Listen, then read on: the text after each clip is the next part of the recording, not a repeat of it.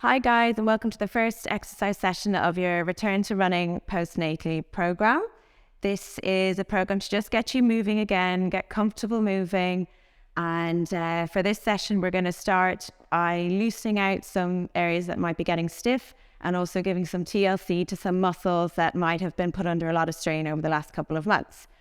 So firstly, we're going to talk about loosening out this area, so this part of your back, which can become quite stiff in the first few weeks of having a small baby around, even first few months and up to toddlers when you're still consistently lifting. And it gets stiff from things like lifting and sitting and feeding baby, whether it's breast or bottle feeding.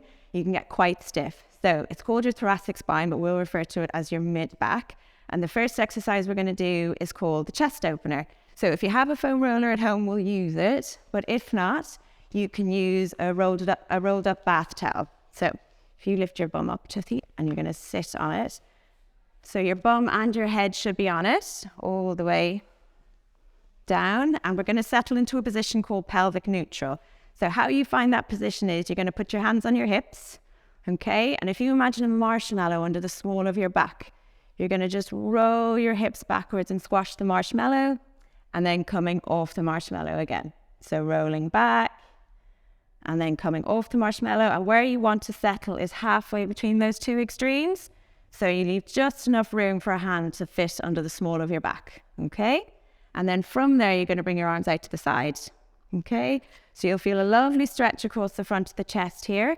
If that feels like too strong a stretch and it's going all the way down your arms and is a bit uncomfortable, you can just bring your hands down a little bit so it just eases off on the stretch. So that's the position. And then when you're in that position, what we're going to focus on is our breathing. Because in the last few months or weeks of pregnancy, you feel like sometimes you can't even take a really deep breath because the baby is in the way.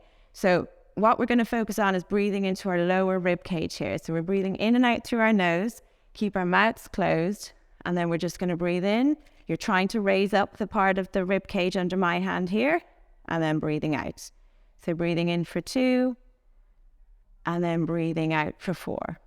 Okay, so always in and out the nose, and staying nice and relaxed. So you can stay here for 5 to 10 minutes and just relax. It's a lovely exercise to get started on. Okay? Good. And keeping shoulders nice and relaxed as you do it too. Okay. Then we're going to move on to the next exercise. So you guys can do this for 5 to 10 minutes, but we're going to move on to the next one now. So you're going to come off the roller, so just sliding off to the side.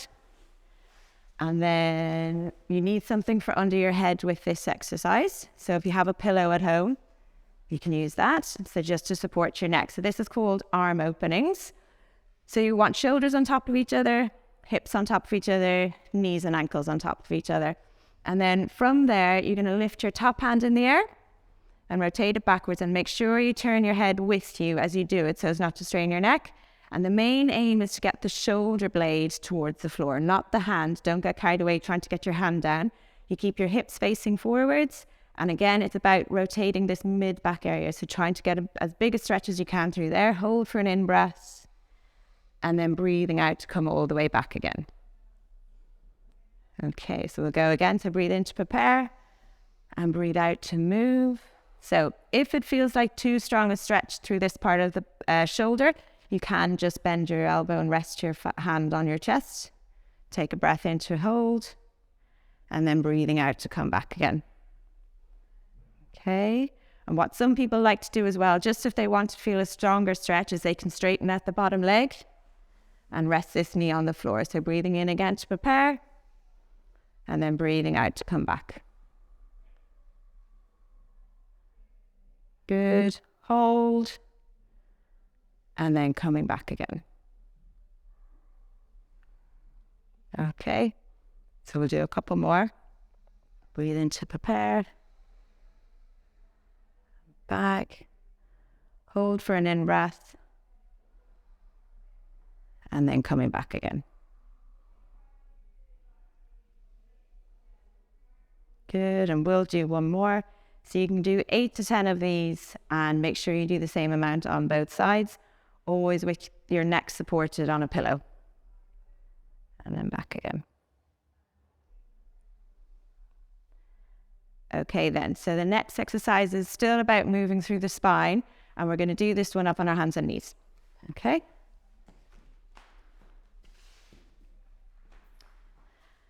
Okay, so with this exercise, if you've had pain through your wrists during pregnancy, what you can do is come down onto your fists and have your wrists in neutral.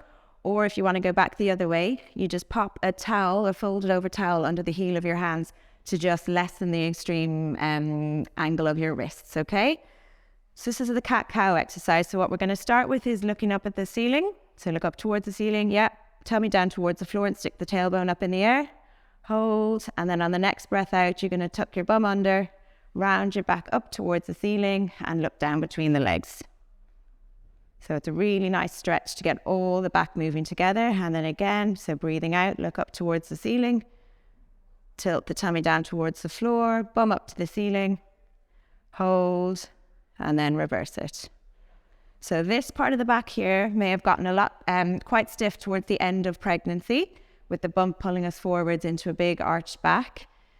So with this exercise, when you're doing the bit where you round your back up towards the ceiling, so up here, what you can do is hold that position and start to move back towards your heels just to get a nice stretch to that lower part of your back. Good. And then coming back up again, shoulders above wrists, and then bum up to ceiling again. Good. And breathing out, tuck the bum under. Good. So nice stretch. So this is coming into a position called child's pose. Yeah. And then from there, we'll take a breath in. Breathe out, and with this one, you let your armpits feel heavy towards the floor as you breathe out to just get a really nice stretch into this area, which again can get stiff with all the sitting, all the feeding, all the lifting. Good. So breathing in and out. Good. So with cat-cow, you can do about 10 of those, and then coming into child's pose and spending a minute or so just taking nice deep breaths. Okay, and coming up from there. So you're going to come back down onto your back now again with your knees bent up. So next we're going to talk about engaging the deep tummy muscles. So you'll have previously learned about pelvic floor exercises, and you can do them from day one postnatally. And now we're going to talk about learning to engage your deep inner core. So for this one, if you pop your hands on your hip bones, so down here, come in about an inch and down about an inch. And if we think of a marshmallow again, imagine like you're just trying to press into the marshmallow. So that's how firm you want your fingers to be. And then with this one, you're going to take a breath in. And as you breathe out, just think about drawing your belly button towards the floor. Okay, so it's not an extreme pull in. So if you think 10 out of 10 would be the most extreme, you're actually only looking to go 3 out of 10. Okay, and then breathing in. So breathe out. Do that for me again. So drawing in the tummy. And then you're going to hold it for an in-breath. And then breathe out and let go. Okay, so at the moment, we're just getting used to engaging it. We're not thinking about holding it for too long just yet. We just want to get used to switching it on and off, okay? So we breathe in to prepare, breathe out to draw in the lower tummy, just to level 3 of 10. Hold for an in-breath. And then you're going to breathe out and let go. Okay, we'll do that again. So breathing in, breathe out. Draw the lower tummy in, hold, and then let go. And now we're going to think about keeping that engaged while we do a movement, okay? So breathing in, breathe out, draw the lower tummy into level 3, okay? And on the next breath out, you're going to just tilt your hips backwards and tilt your pelvis, good, just to there, and then back down again. So again, it's the squashing the marshmallow and coming off the marshmallow. So keeping your lower tummy drawn in the whole time you do this.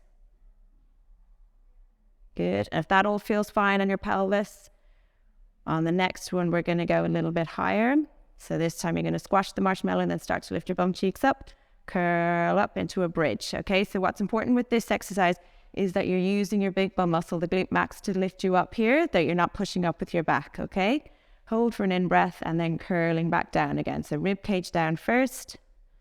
Tilting your pelvis, and then giving space to the marshmallow again. Okay, so tilt your hips back, squash the marshmallow, squeeze your bum cheeks, lift your hips up in the air, hold for a breath, and then curling out to come back down again. Good. And one more. Hold for an in-breath, and then coming back down again. So with this exercise, you're going to do 10 pelvic tilts and onto 10 shoulder bridges. Okay, so one more exercise. So you're going to lie on your side for this one again, and we'll use the roller again for your head here.